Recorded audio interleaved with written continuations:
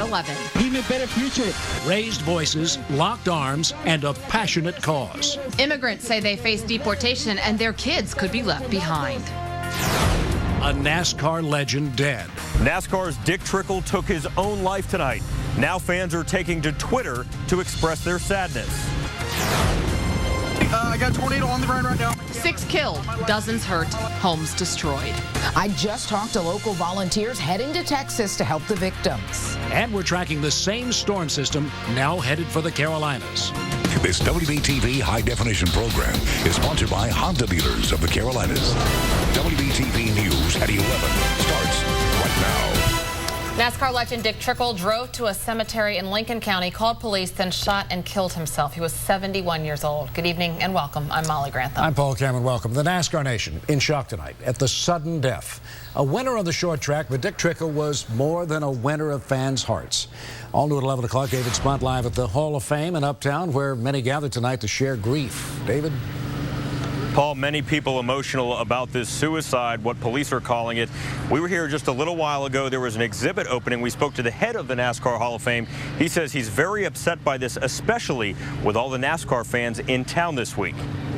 Lighting up a cigarette and ready to go, Dick Trickle had his own style. Police say the 71-year-old killed himself inside a Lincoln County cemetery. Oh, that's just so sad. Oh, my. Didn't he race with you? Oh, my gosh. Brenda Patrick calls herself a NASCAR fanatic. She says Trickle's death hits home. Having that happened in my family, that just hits to my heart. I feel so sorry for the family because I know how they're hurting. Authorities confirm Trickle dialed 911 just moments before pulling the trigger, telling dispatch to send officers to the cemetery and that they would find his body when they arrive. That's unbelievable. Truly, I can't believe that. Jeff Tibbetts followed Trickle's career for decades and has personal memories of the driver. We race cars over at East Lincoln Speedway, Ray Evernham's dirt track over there, and Dick, you know, he's always there and a part of the crowd. I've been there for years. WBTV learned Trickle's granddaughter is buried in the same cemetery where his body was found. The 16-year-old was killed in a car accident in 2001. Winston Kelly is the president of the NASCAR Hall of Fame in Charlotte. He was absolutely one of the most congenial, one of the most approachable guys. Always had a good quip for you and always had time for you. During one of the busiest NASCAR weeks for this area, memories of Trickle won't be hard to find. I know the NASCAR community will wrap their arms around, Dick's family. Dick Trickle, 71 years old. We have a statement from NASCAR CEO that's posted right now on our website, WBTV.com. Live at the NASCAR Hall of Fame, David Spunt, WBTV on your side. All right, David, thank you. Delano Little, of course, will look ahead to the All-Star race and the impact that Dick Trickle's death could have. That's ahead in sports. A NASCAR driver told us she doesn't feel safe competing on the track this weekend against the man accused of stealing her car hauler. I absolutely feel in danger. Absolutely. I've heard some of the things that he's been saying to the media. I heard there was a quote about going for the jugular. What does that mean? You know, what does that mean? Jennifer Jo Cobb says driver Mark Harmon stole her trailer early Saturday morning. This is surveillance video of the hauler being taken. Now, investigators arrested Harmon, but he told us in an exclusive interview last night he wasn't even in North Carolina at the time. Just in at 11 o'clock, in the past 90 minutes, police identified a man accused of a murder in Statesville. Sky 3 over the scene on East Raleigh Avenue, where officers found 22-year-old Dante Stokes shot. He died at the hospital. Police are looking for this man, 22-year-old Byron Smyer. If you've seen him, call police. A person with serious injuries after being struck by a car. This is on Statesville Avenue near Atondo just before 7:30 tonight. Police had the road blocked, and they talked to the driver of this gray car, but we don't know if officers are filing any charges. A crowd of immigrants met outside the Mecklenburg County Jail tonight. They say they're upset because men and women are being deported even though they have children in this country. They say they want that to stop. This is part of ongoing demonstrations pushing for comprehensive immigration reform. Tonight in Washington, lawmakers said they were close to a deal. Some new information at 11 on the deadly tornado that destroyed more than a dozen homes in Texas. It was caught on camera. Storm Chaser recorded this video of the twister. Here's new video of some of the damage left behind. Unbelievable. And tonight, the sheriff in this community told people it is not safe to come back. I don't want to get anybody hurt, and I definitely don't want to let the people get back in there too soon. I know I've got some upset people, but I want to make sure that everybody stays safe and sound. 4 people confirmed dead. Searchers say as many as 7 still missing.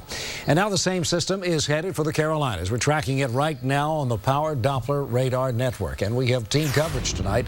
Eric Thomas in the First Alert Weather Center. But we're going to first go to Brigida Mack with the local response to help people in Texas. Brigida. Yeah, it's from the Billy Graham Rapid Response Team. They just got back from West Texas, the site of that deadly plant explosion. The coordinators say when there's a disaster, they go no matter what. This video shows the widespread devastation. The loss, 6 dead, is unimaginable.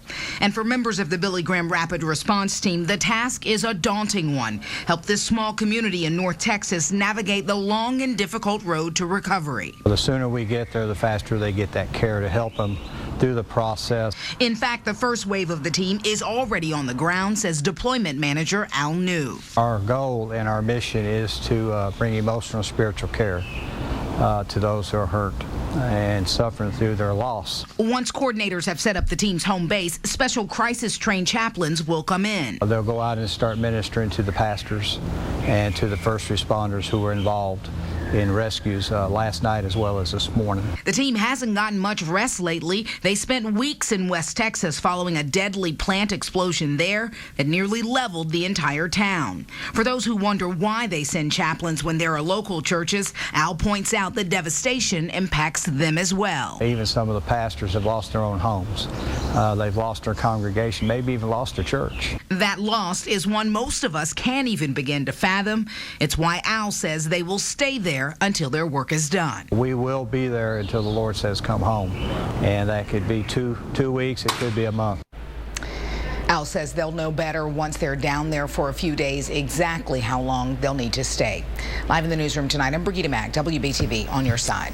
Eric Thomas now is in the First Alert Weather Center. And when we wake up tomorrow, will it be bright and sunny, or will we still have some of these clouds? Paul, I think we'll have some of these clouds around, but I'm not looking for a lot of thunderstorms in the morning time frame. It's certainly going to be closer to the afternoon hours that we start to see more of these storms build into the picture. Let's get you right back to that radar and show you again that we have that weak boundary across Roanoke, Virginia. Not much to it, but where are those storms that created those tornadoes you just saw? Where they're rolling across Dixie, still a tornado watch down this way, and all of this continues to roll toward the Carolinas. The leading edge of this line of storms now about 300 miles from Charlotte. So again, you get the idea. Storms will be on the increase, will be a factor over the weekend, and we'll talk about how that impacts the NASCAR race as well, coming up in your 7-day First Alert forecast. Inspectors found a crack in the reactor of this nuclear power plant near Raleigh. Tonight, the Sharon Harris plant is offline.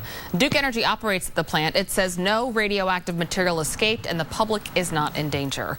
This is the second problem at a nuclear plant this week. Tuesday, radioactive water leaked from the Catawba Nuclear Station on Lake Wylie. Duke says that is also not a danger to the public. 12 years after terrorists used box cutters to hijack planes on September 11th, flight attendants say it is too soon to allow knives back on board. Making way for potential assaults on passengers and flight attendants is simply wrong. Flight attendants protested at Charlotte Douglas today. They're upset. The TSA is considering relaxing security regulations that prevent passengers from having knives. The TSA postponed that rule change after last month's terror attack in Boston.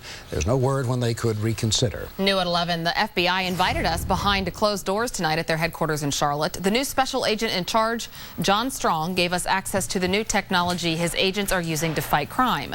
Strong showed us the high-tech video right here, a simulation which teaches agents when to shoot and when not to. He also let us sit in on the FBI Citizens Academy. That's a course that helps everyday people, just like you and me, learn what it's like to be a special agent. And we get a tremendous amount of support, not only from the community, but from our law enforcement partners. I've never seen a closer working relationship in any part of the country that I've worked than I've seen in North Carolina. And you will be able to see this for yourself. Strong says he plans to hold more public events in the future.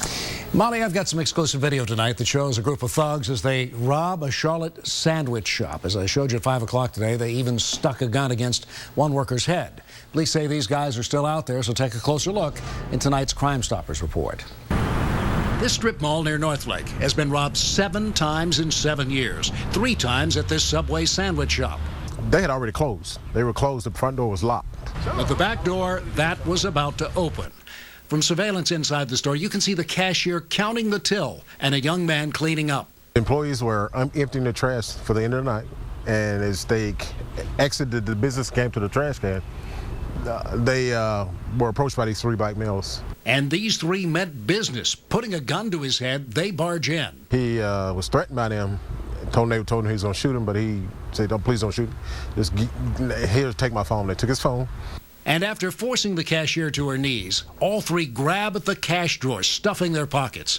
One in a black hood and black top, another in blue with a bandana mask, the other with dreadlocks and a bandana. Unusual for 3 guys to rob a place like this? Very unusual. It's not enough. I mean, when you think about it, it's a place of business that's not generating a lot of, not a resource or a lot of funds. I mean, once you split it up between 3, you're not getting much. Back to the surveillance. Watch them when they leave. Swipe packaged desserts. One guy practically dances with delight. All 3 make sure to fill her up. Oh, and because they took the cell phone, police were able to use GPS to pinpoint them. They located the cash register in the area where that phone was pinged or was located. But when they got there, the cash register was broken all into pieces.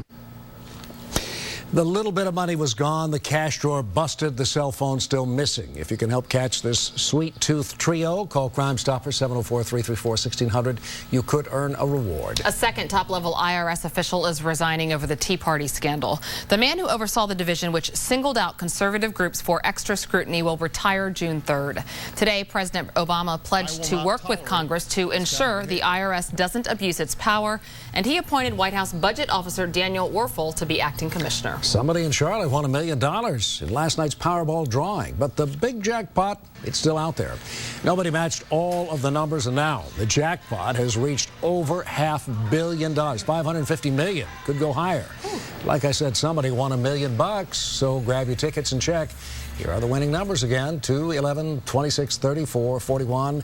The Powerball was number 32. The winning ticket in Charlotte was sold at the Oak Hill Deli and Grill on Oakdale Road. I've gone by there many times. I should have stopped in, huh? Yep, it's always like, oh, I was there. Oh, someone got it. Oh, I know who it was. Yeah, someone $1 million in our area. Come on forward. Let us know. Next at 11 o'clock, if you feel like you are being watched, you may be right. A WBTV investigation reveals inexpensive drone aircraft capable of seeing into your home, and they are in the skies over Charlotte right now. You're watching WBTV, the #1 choice for news at 11. We're back right after this.